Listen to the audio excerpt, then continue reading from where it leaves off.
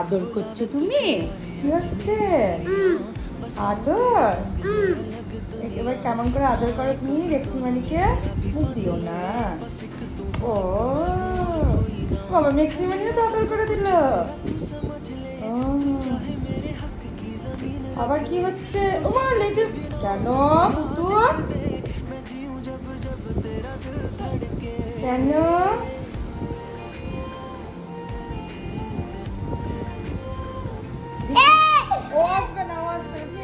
ওরে বাবা, ওরে বাবা, হ্যাঁ দিয়ে দিয়ে কি করে আদর করতে হয় করো।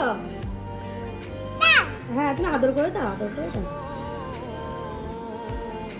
ওরে বাবা, কি হচ্ছে এটা বলো?